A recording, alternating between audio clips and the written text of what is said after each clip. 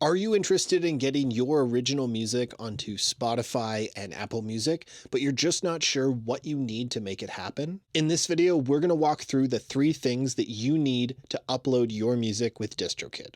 Let's get into it.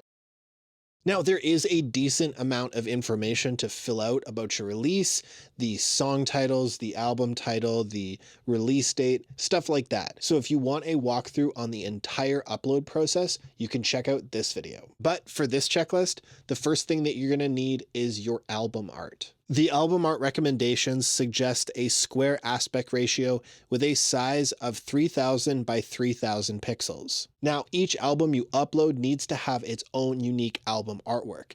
And ideally, this is an image that you own. You can't just upload anything that you find from Google unless you know that you have the rights to use it. Ideally, this would be an album cover that you get from a designer. They're going to make sure that you get a great album cover and a final image file that's the exact specifications that you need. After filling in the name of your album, you have to enter in the song title and audio file for each of the songs on your album. Now, you don't want to upload just anything. Ideally, you're uploading a song that has been well recorded in a decent space that has also been mixed and mastered. I recommend uploading an uncompressed file, something like a .wav that's at least 44:1 16-bit, but MP3s are also accepted. So next, the third thing you're going to need is going to be your credits. Now, there's a couple steps to this process, so I'm going to break it up into 3 sections.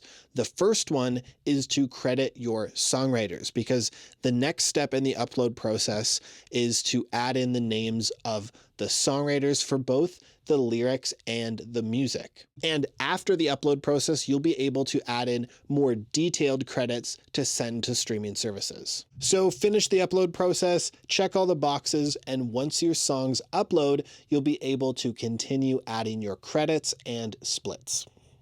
All right, credits part 2, we're going to credit your collaborators. After uploading, click on your song in the My Music tab, then click on credits to add your collaborators for each song. You can add credits for band members, studio and production personnel, hairstylists, graphic designers, groupies, and much, much more. And credits part 3, we're going to set your splits. So finally, on your DistroKid homepage, go to splits and select your newest song to set up revenue sharing for the streaming revenue. You can add collaborators and set how much of a share everyone gets. And you can set up recoupments so that this person is going to get the first $100 before the rest of the splits take effect.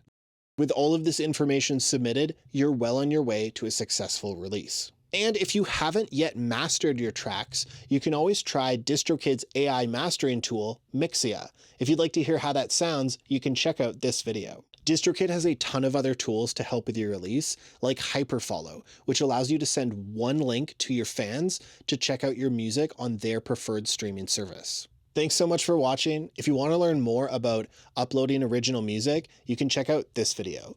Whereas if you'd like to learn more about uploading cover songs, you can check out this video. Bye.